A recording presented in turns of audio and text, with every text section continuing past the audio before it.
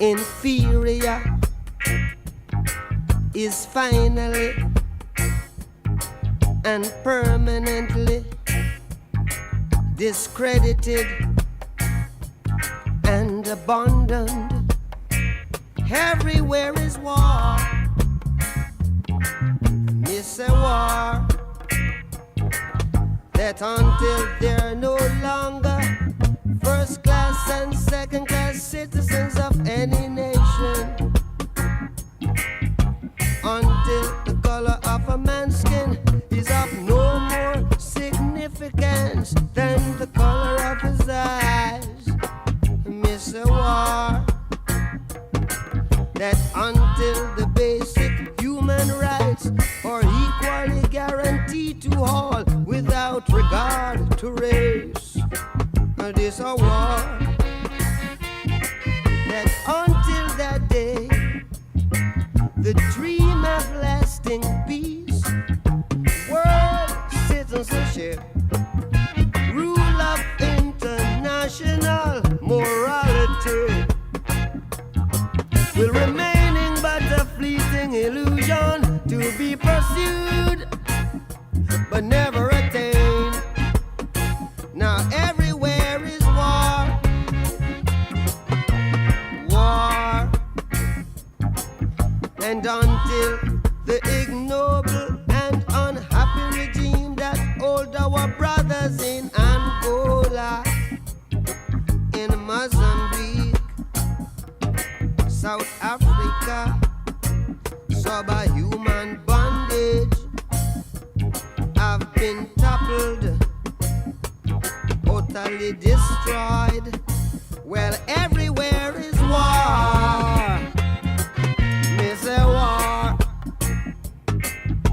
War in the east, war in the west, war up north, war down south, war, war, rumors of a war.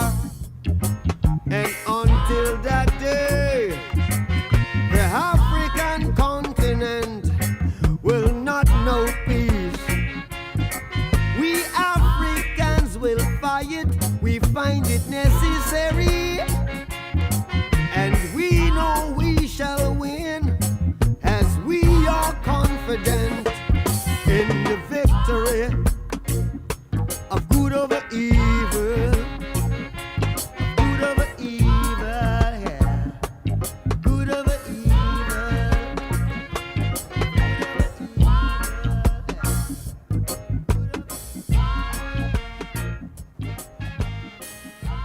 Bob Marley and the Wailers del año 1976, War. Y suena demasiado poco en Flores Negras, creo, Bob Marley, injustamente, porque es un artista increíble que en algún momento fue tomado como un póster de un montón de valores que no sé si eran exactamente lo que él representaba, pero en esencia Bob Marley fue un notable músico, un gran músico que utilizó el folclore de su país, el folclore de su tierra, el folclore de Jamaica, de una manera maravillosa que de alguna manera contaminó todo el rock y el pop a partir de mediados de los 70, digamos, hasta llegar a tener fanáticos como los mismos Rolling Stones, entre tantos otros. Bueno, pero hoy Mariana Fossati trae una historia no tan junada de Bob Marley. Hace 45 años, 7 hombres armados entraban a la casa de Bob Marley, donde estaba ensayando con algunos de sus músicos, estaba su mujer también, Rita. Estos tipos llegaron con 2 autos, con 2 Datsun blancos, y bajaron 7 hombres disparando a mansalva. O sea, entraron en la casa disparando, parecía una película, dicen quienes estuvieron ahí. Fueron más de 86 disparos, llegaron a la sala de ensayo y abrieron fuego desde la puerta nomás de la sala de ensayo. Los músicos empezaron a correr por todos lados, a esconderse, al baño. Y otro de los atacantes fue hasta la cocina. Allí estaba Don Taylor, que era el manager de Bob Marley. Bueno, recibió 5 disparos. Marley se tiró contra una pared y contó luego que en un momento se estuvo cara a cara con su atacante y el atacante se fue. O sea, lo podría haber rematado y no lo hizo en ese momento, pero sí había recibido un tiro. Pero se fue, vos decís, o se dice, porque no quiso en matarlo realidad, o para salvarse en realidad, de la cana. No se sabe qué pasó. Esa es la realidad y hay teorías por todos lados. La mujer de Bob Marley, Rita, recibió unos tiros también. Ella tenía un balazo en la cabeza. Todo era sangre. Pensaron que Bob Marley estaba muerto y no. Bueno, había sido herido de gravedad. Fueron todos al hospital. A Marley le había rozado una bala el pecho y le dejó una marca y la bala le quedó en el brazo hasta el día de su muerte. No se la Es impresionante. No se la pudieron sacar. Lo que decíamos fuera de aire, y está bueno decirlo ahora, que no es estigmatizar, pero lo que hay que decir es que Kingston, la capital de Jamaica, es una ciudad muy violenta como tantas ciudades de Centroamérica y que acá se toma como un costado quizás un poco superficial, frívolo del mensaje del reggae, que tiene que ver con el misticismo, con cierta religiosidad, pero en esencia es una sociedad con muchos contrastes, mucha miseria, mucha pobreza, muy cerquita de Haití. Y uno de los compañeros de Marley, que después tuvo su carrera solista, Peter Tosh, fue asesinado sin más. Marley sería en ese momento ya Bob Marley y sería alguien con cierto dinero, ¿no? Sí, era la primera estrella global surgida de el tercer mundo, Bob Marley, y bueno, seguía viviendo en Kingston, en Jamaica. Él no había nacido en Kingston, pero vivió mucho tiempo, desde muy pibe, allí en Kingston. Había llegado en ese mismo año, 1976, en agosto, a la tapa de la Rolling Stone, y ya el tipo era una estrella, era famosísimo. Y allí, en Jamaica, había dos fracciones de poder que se disputaban el poder, pero muy violentamente. Marley Él trataba de no pegarse a ninguna de esas dos fracciones, pero estaba muy cercano al Ministerio de Cultura de la oficina del primer ministro, porque el Ministerio de Cultura estaba auspiciando un concierto que iba a ser 2 días después. Marley oficial. En ese momento sí. El Ministerio de Cultura invitaba a ese concierto, a Jamaica Smile, ahí era el concierto, que finalmente no se sabía qué iba a pasar, si lo iba a dar o no, y 2 días después el tipo se presentó a dar el concierto. Qué capo. Custodiado fue el primer ministro a acompañarlo y fue además una cantidad de gente impresionante. 90.000 personas lo acompañaron hasta la sala de concierto y estuvieron ahí, esas 90.000 personas custodiándolo, además de la custodia oficial. Nunca se supo si fue el propio gobierno que quería un mártir o si fueron las fuerzas opositoras quienes lo mandaron a matar. Él tenía una... O sea, no se descarta que fue un tema de un robo. No, totalmente, eso totalmente descartado. Ya después, si sumamos teoría conspirativa, nos vamos a la CIA, que andaba por ahí en Jamaica en ese momento, un director de cine, hijo de un ex agente de la CIA, que justo se encontró con Marley. Entonces, esa es otra de las teorías que ya nos lleva a lugares insondables de la imaginación. Sí. Algunos dicen hasta que esa persona le regaló un par de botas y que Marley se puso las botas y que adentro de las botas tenían algo y que con eso le inocularon el cáncer que lo iba a matar tiempo después. Sí, es un montón. Es muchísimo, sí. Lo cierto es que el mensaje de Bob Marley específicamente, no del todo el reggae, pero sí, Bob Marley era un mensaje muy político, ampliamente político, y también el mensaje del rastafarismo era el que proponía el regreso de los negros al África, y había toda una historia ahí que tenía como ideologías muy mezcladas, muy poco claras para la mentalidad de Occidente, ¿no? Y ahí estaba Bob Marley como gran ícono, porque además de lo musical impuso una manera, los dreadlocks, las rastas, ¿no? El pelo como lo tenía Marley, esa sonrisa, la marihuana, ¿no? También como un elemento totalmente representativo de esta cultura. Bueno, todo un mensaje que caló muy fuerte en las grandes capitales de Occidente. A los 2 años de este atentado, Marley volvió a Jamaica, porque después de esto se va enseguida del concierto ese que da los 2 días, se va y se termina exiliando. Tenemos algo de su disco del Exodus, se llama Claro. el disco, que es el disco del exilio de Marley, pero 2 años después vuelve y reúne en el escenario a estos 2 líderes políticos que se estaban disputando el poder cuando fue el atentado, lo pone como condición, que quería subirlos a los 2 al escenario, y ese concierto se llamó como esta canción, One Love. One love, one heart.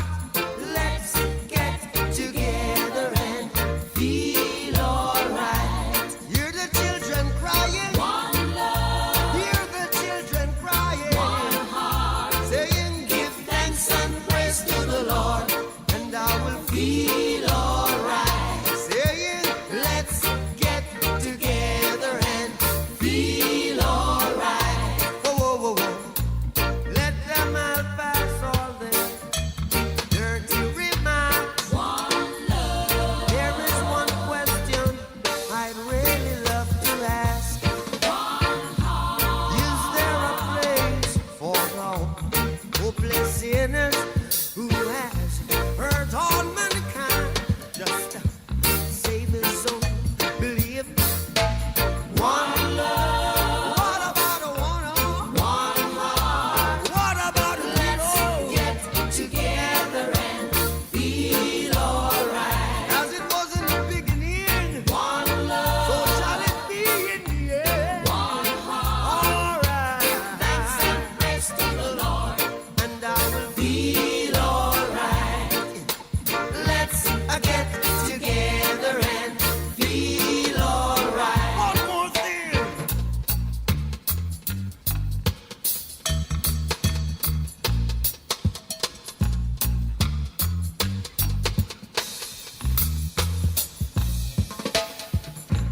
Let's get together to fight this holy Armageddon. One love. So when the man comes, there will be no doom. One soul. Have pity on those whose chances grow thin. There ain't no hiding place from the Father of creation. Yeah, yeah.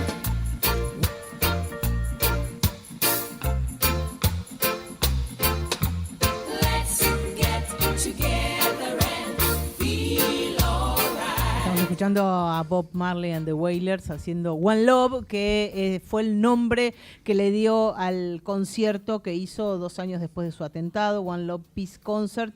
Allí invitó a estos 2 líderes políticos enfrentados, el primer ministro Manley y el opositor Seaga, automáticamente después, bueno, él viajó en ese momento para hacer ese concierto, pero ya no vivía en Jamaica. Automáticamente después del atentado del que hoy se cumple un aniversario, el 45 aniversario, Qué se fue. locura, cómo Voló pasa a el las tiempo. Bahamas, no estuvo ni un rato más en Jamaica porque temía por su vida y por la de su familia. Y comienza un exilio, una vida de la que el disco Exodus es parte, publicado en 1977, al año siguiente al atentado, grabado en Londres. Y bueno, es un disco con algunos temas políticos, pero es un disco reflexivo, es un discazo.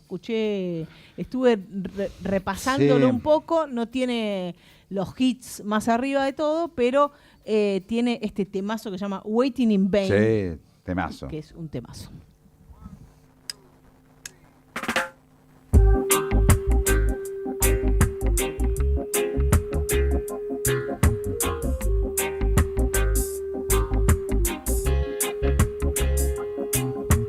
I don't wanna wait in vain for your love.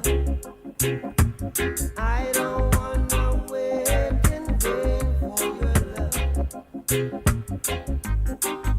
the very first time I placed my eyes on you, girl, my heart says follow through. But I know now that I'm way down on your line. But the waiting feel is fine. So don't treat me like a puppet on a string. 'Cause I know how to do my thing. Don't talk to me as if you think I'm dumb. I wanna know when you're gonna come. See, I don't wanna wait in vain for your love. I don't wanna wait in vain for your love. I don't wanna wait in vain for your love. 'Cause it's summer is here, I'm still waiting there. Winter is here, and I'm still waiting there. Partimos de Marley por el intento de asesinato, pero es inevitable pensar en el verano que se viene, ¿no? Con este reggae hermosísimo, Waiting in Vain. Y Marley murió muy joven, en el 81, tenía 36 años. Pero nosotros qué tarde conocimos a Bob Marley, o el gran público, qué tarde lo conoció. Uno de los que más difundió a Bob Marley fue Sumo, Luca Prodan con Sumo, que él sí lo tenía, porque Bob Marley había sido muy importante en la escena punk londinense que Luca bien conocía, porque había curtido ahí de cerca en las calles de Londres, también en Roma, pero también en Londres, y ahí conocía bien a Marley, y ahí empezamos a conocer los primeros temas de Marley. Después ya vinieron los Pericos y ya vino toda una onda de reggae más comercial y popular, ¿no? Sí, que es un reggae, el argentino al menos bastante más festivo, pasa por otro lado. Esta música es bastante más oscura, si bien es una música amable para escuchar, es bastante más oscura, más reflexiva, Sí, más sí. política, tiene Sí. otros contenidos que tienen que ver con su origen y con el lugar, con Jamaica, ¿no? Sí, el reggae acá como llegó partido en dos. Llegó el reggae procesado por los punks, Ujú. que fue el reggae de Todos Tus Muertos, y el reggae ya blanco y blando, más relacionado con UB4 y con los grupos ingleses que hacían reggae. Pero claro, el mensaje no se conocía y se quedaban siempre en la cuestión de la ganja, del hecho de fumar, y de algunas cuestiones un poquito epidérmicas para mí, gusto, que en el caso de los jamaiquinos sí tenía sustancia, ¿no? Tenía esencia. Sí, y había muchas reivindicaciones detrás de eso, reivindicaciones políticas también de la propia Jamaica. Leo por ahí que Bob Marley cuando era un pibito fue víctima de críticas y de bullying porque lo trataban como el blanquito. Porque Eres medio mestizo, ¿no? Claro, porque su papá, su mamá, era una jamaiquina, afro-jamaiquina, que tenía 18 años cuando él nació, y su padre era un jamaiquino blanco de ascendencia inglesa, que fue capitán de los Royal Marines y se consideraba inglés. Mirá vos. Porque en un formulario para entrar a las Fuerzas Armadas Británicas en la Primera Guerra Mundial dijo que era inglés, y porque además en esa época si en Jamaica que era una colonia del Reino Unido, si vos eras blanco podrías tener nacionalidad británica. Mirá vos. Entonces Bob Marley, como era hijo Era de, el inglesito. de un blanco y una afro-jamaiquina, bueno, era el blanquito del barrio. Y una cosa muy interesante de Bob Marley, totalmente pintoresca, era jugaba muy bien a la pelota, jugaba muy Hay bien al fútbol. muchas fotos y videos Hay videos de él jugando jugando. al fútbol, cuando Jamaica era lejos de ser un país futbolero. Él jugaba muy bien a la pelota. ¿Cómo? Sí, pero todos, muchos No, yo también lo pensé cuando lo decía ella. Cuando decía que el papá era inglés, yo decía, Sí. bueno, quizás por ahí viene su amor al fútbol, porque en Jamaica, en la década del 70, no existía el fútbol. Ahora ya se globalizó, Ahora sí, claro. pero en ese momento no. Tenemos algo de el último disco de Marley en vida, porque después hay uno póstumo y cientos de miles Sí, sí. de reediciones y discos y compilados y muchos conciertos en vivo también. Esto es del último disco que sacó en vida en el año 1980. Uprising se llama el disco y esta es Redemption Song. Old pirates, yes, they rob I, sold I to the merchant ships. Minutes after they took I from the bottomless pit, but my hand was made strong by the hand of the Almighty.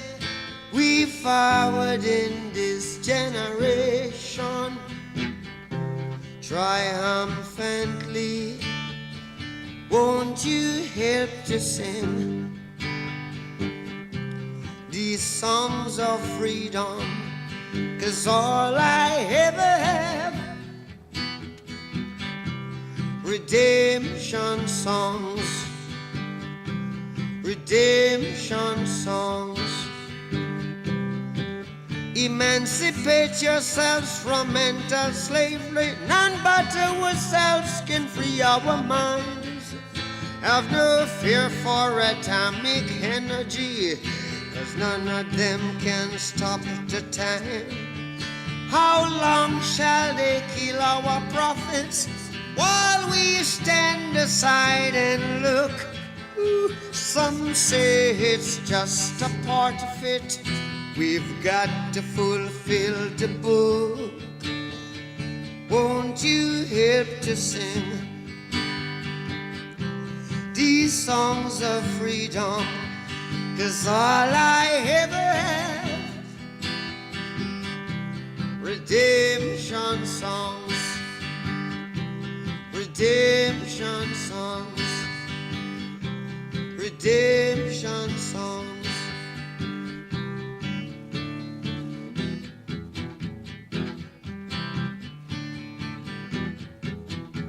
No todo es reggae, en la música de Bob Marley también estaba la canción, la pura y más exquisita canción como es esta Redemption Song, él solo con la guitarra, es una maravilla. Este tema lo hacía Luca Prodan en vivo, hay por ahí unas grabaciones piratas muy, muy lindas, muy conmovedoras. Tiempo después de la muerte de Bob Marley, que decíamos murió muy, muy, muy joven en el año 1981, en el 83, el 23 de mayo, sale un disco que se llama Confrontation, y allí aparece una canción que se llama Buffalo Soldier, que es una canción que habla del regimiento de caballería de afroamericanos en los Estados Unidos, que lo llamaban Buffalo Soldier porque el pelo era como el del búfalo. Mirá vos. El pelo enrulado era como el del búfalo. Qué buen Así dato. que Marley hace un paralelismo entre estos soldados negros y la supervivencia y Ahí está el racismo. el mensaje político, ¿no?, de Marley. Sí. Buenísimo. Eso aparece en este Buffalo Soldier, que aparece en su disco póstumo del año 83. Muy bien, Bob Marley, por Mariana Fossati.